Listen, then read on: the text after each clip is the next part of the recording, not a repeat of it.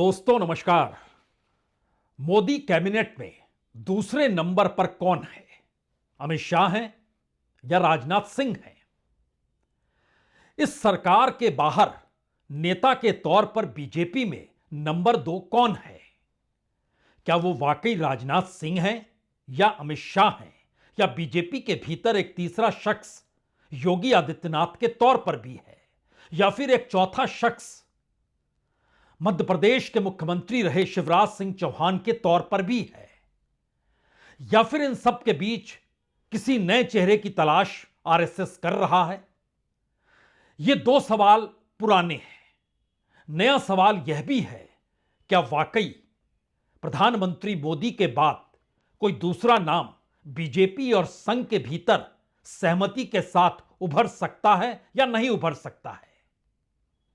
इन तमाम सवालों से इस वक्त मौजूदा सत्ताधारी पार्टी बीजेपी तो जूझ रही है और बीजेपी का अध्यक्ष कौन होगा, इसको लेकर बीजेपी और संघ परिवार के भीतर हलचल भी लगातार है।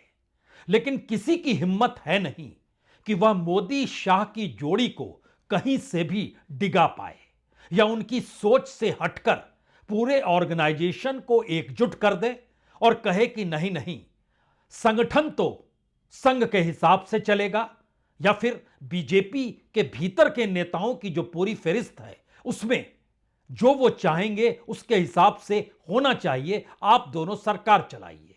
तो ऐसे में इन सब से हटकर एक नितिन गडकरी का नाम आता है जो कि नागपुर से आते हैं, सरसंघचालक के करीब रहे हैं।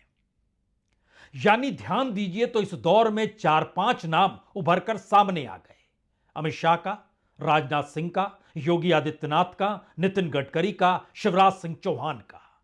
और इस घमासान के बीच मौजूदा राजनीतिक सत्ता कहीं फंसी हुई है तो वह 2024 के चुनाव परिणामों के उस असर से आज तक उबर नहीं पाई है जो झटका 2024 में प्रधानमंत्री मोदी के 400 पार के नारे को लगा था।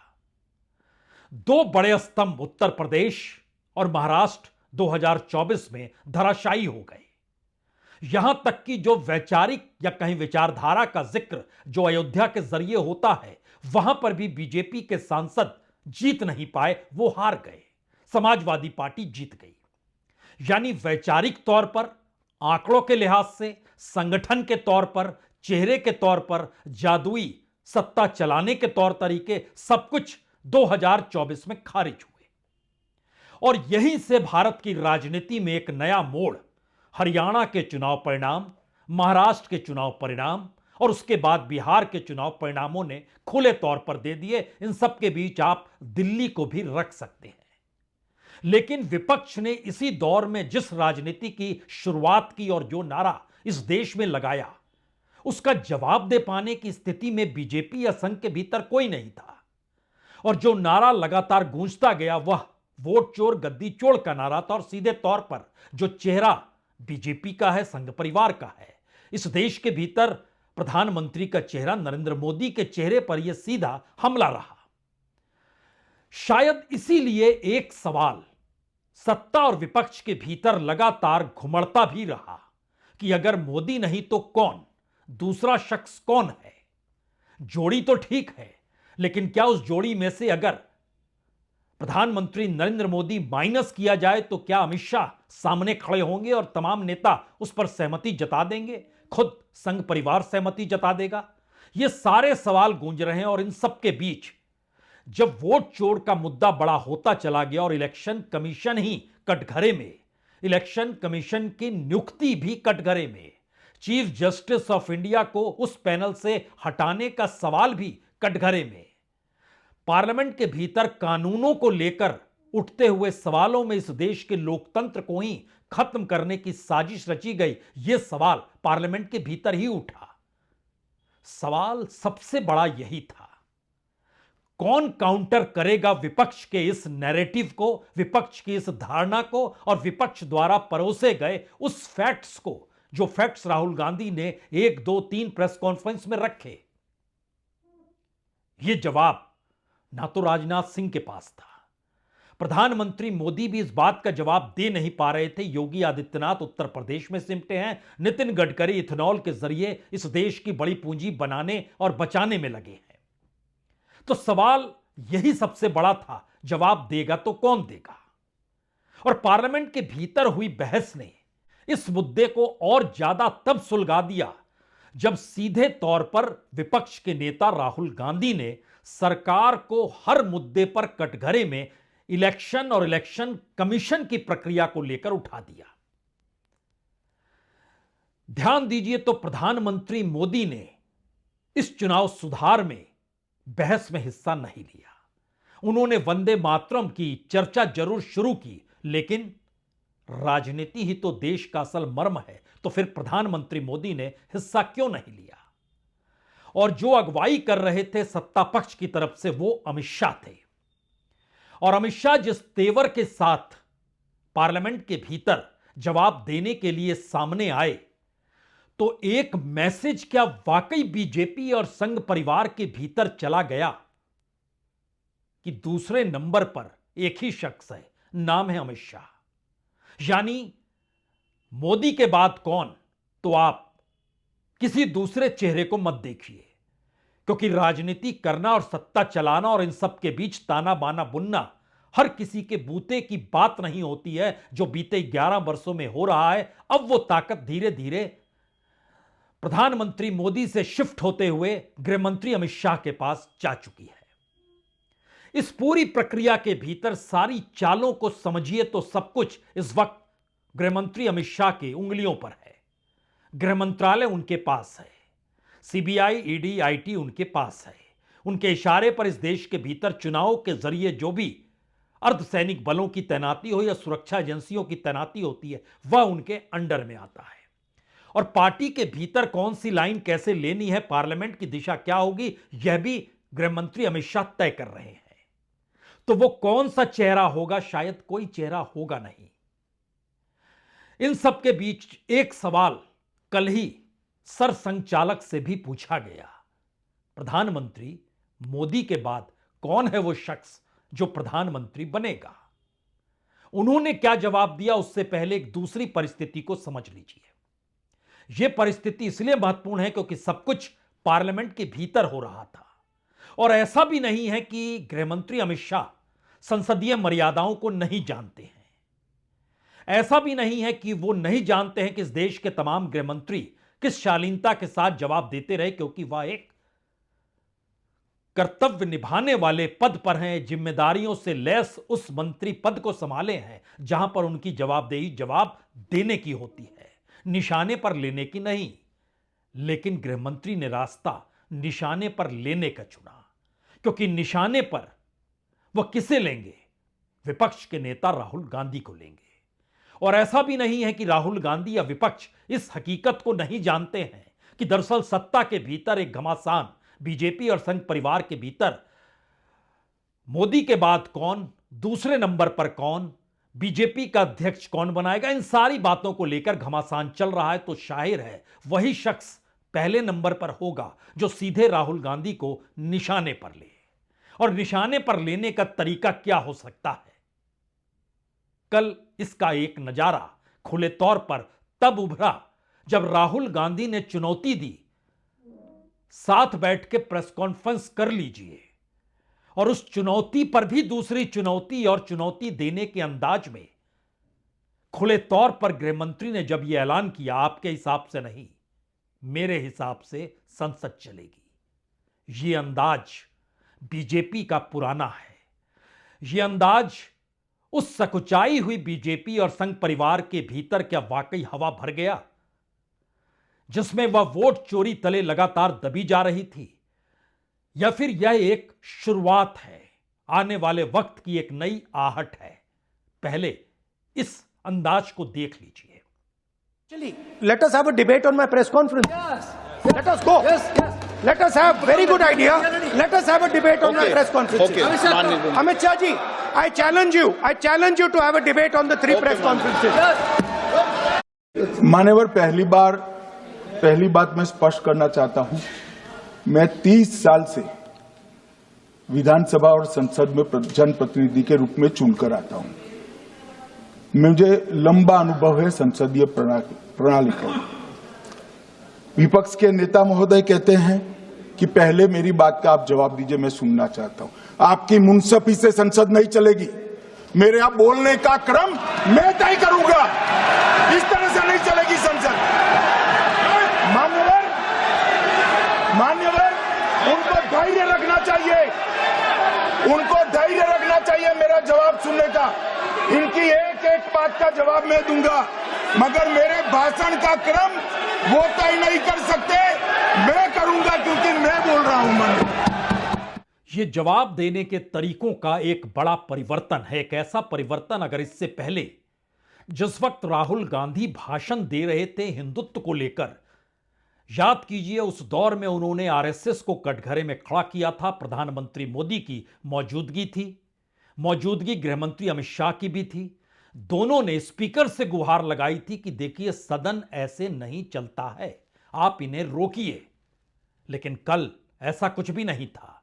कोई गुहार स्पीकर से नहीं लगाई गई। सीधे तौर पर चुनौती देते हुए धमकी दे दी गई कि देखिए हमें भी पता है। और शायद बीजेपी इस दौर में जो खास तौर से वोट चोरी और इन परिस्थितियों के बीच से गुजर रही थी, उसके भीतर कैसे सवाल और कैसे जोश आए, इसको जानने और समझने से पहले एक क्षण के लिए संघ के भीतर भी इस दूसरे नंबर को लेकर जो कहानी है वह भी कोई छोटी नहीं है। 100 बरस आरएसएस के पूरे हो गए हैं। इन 100 बरस को लेकर चेन्नई पहुंचे थे सरसंघचालक मोहन भागवत। उनसे यही सवाल पूछा गया कि प्रधानमंत्री मोदी के बाद अगला प्रधानमंत्री कौन होगा। उन्होंने शब्दशः जो कहा, विषय था संघ के 100 वर्ष की यात्रा, नए क्षितिज। उन्होंने जो शब्दशः कहा उसका कहना था कि कुछ सवाल मेरे अधिकार क्षेत्र से बाहर हैं, इसीलिए उन पर मेरी कोई राय नहीं है। मैं केवल शुभकामनाएं दे सकता हूं, इससे ज्यादा कुछ नहीं। मोदी जी के बाद कौन, यह भाजपा और मोदी जी को तय करना है। और उसके बाद जो उन्होंने कहा वो और ज्यादा महत्वपूर्ण है, क्योंकि लगातार टकराव और ये सवाल से सवाल बीजेपी और संघ को लेकर उलझते रहे हैं। उन्होंने बहुत साफ तौर पर कहा कि संगठन के 100 सालों का काम पूरा हुआ है और पिछले 10-15 सालों से संघ नियमित चर्चा का विषय बना हुआ है।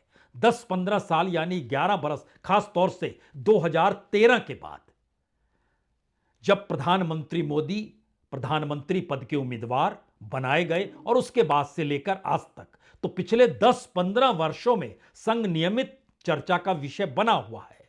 जब भी चर्चा होती है तो एक बात साफ हो जाती है कि हमारे शुभचिंतक और विरोधी दोनों ही धारणाओं के आधार पर बात करते हैं, ना कि तथ्यों के आधार पर।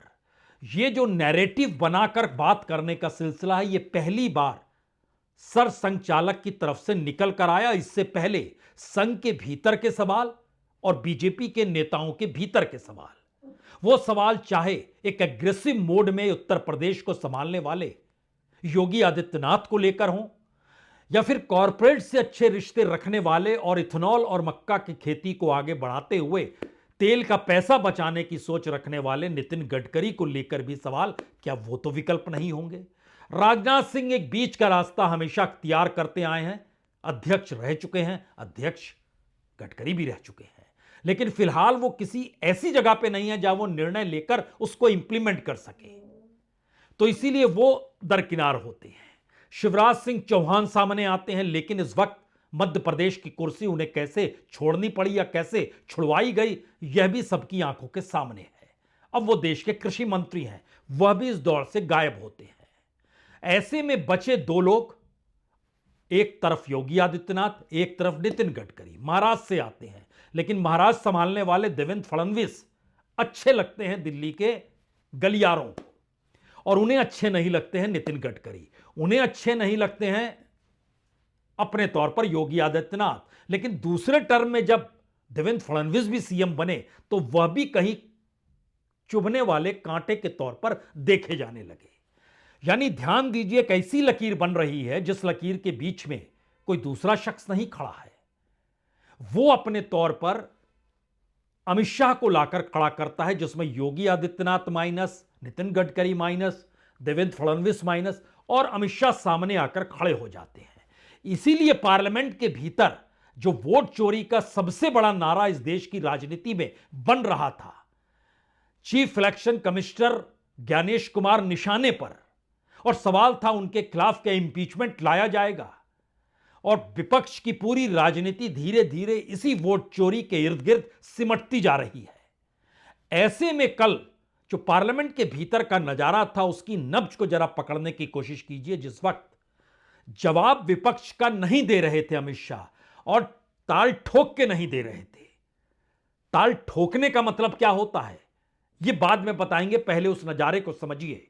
उस नजारे में हर किसी को अच्छा लगा, अच्छा है, विपक्ष ने बायकॉट कर दिया, और जो बोलना था बगल में बैठे अमित शाह को लेकर किरण रिजिजू संसदीय मंत्री ने बोलना शुरू कर दिया, और तब तक बोलते रहे जब तक पूरे के पूरे सांसद बाहर नहीं चले गए जो विपक्ष में बैठे थे।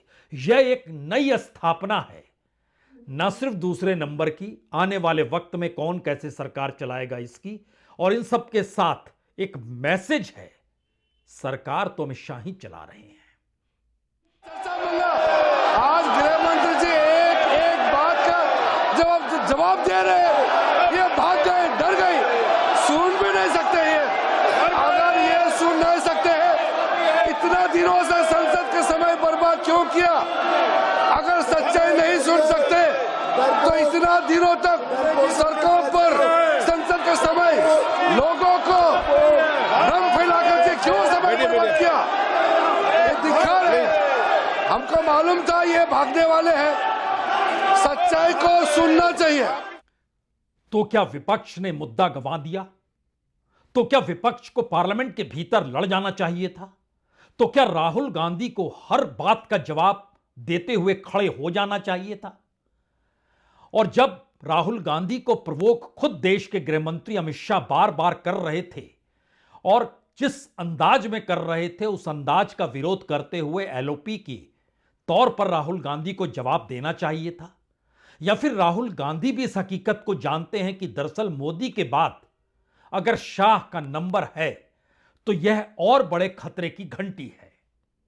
शाह ही वो शख्स हैं जो कि बीजेपी के अध्यक्ष रहते हुए उन्होंने पिछड़े राजनीति को हवा दी, ये कहते हुए कि देश के प्रधानमंत्री नरेंद्र मोदी पिछड़े तबके से आते हैं, और जिस राजनीति को उन्होंने साधा, अगर सही मायने में बतौर अध्यक्ष अगर उस पूरे कालखंड को देखिएगा तो 2015 का जो बिहार का चुनाव था उसी में हार सबसे बड़ी बीजेपी को मिली थी। लेकिन उसके बाद जिस तरीके की जीत, चाहे वो विधायकों की खरीद हो, सांसदों की खरीद हो, पार्टियों को तोड़ना हो, अपने अनुकूल चीजें करना हो, हर चीज हर बिसात को वो बनाते चले गए। और 2019 के बाद से खास तौर पर जब गृह मंत्री का पद उन्होंने संभाला तो इस देश के भीतर जो भी सवाल थे उन सवालों के दायरे में राहुल गांधी को भी बख्शा नहीं गया। 5 दिनों तक 50 घंटे तक पूछताछ ईडी ने राहुल गांधी से की। ईडी गृह मंत्रालय के अधीन काम करती है, जो सीबीआई का पूरा नेटवर्किंग चल रहा है वो काम करती है कहीं और नहीं, गृह मंत्रालय के तहत।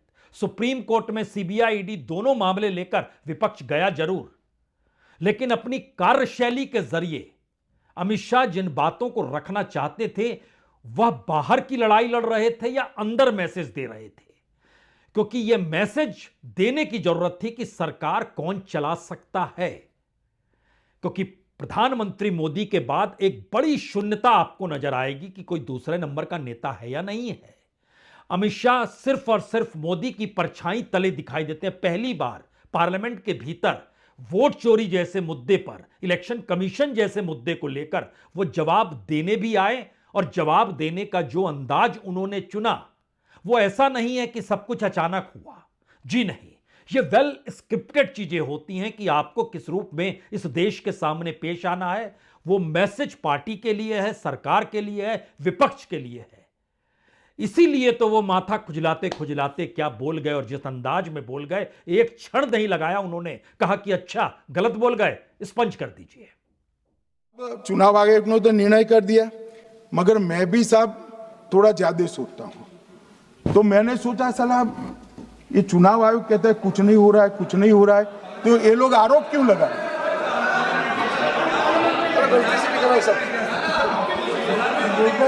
मान्यवर, मेरे शब्द कोई ऐसे हो तो काट दीजिए। काट दिया। राहुल जी, इस अंदाज को पकड़िए।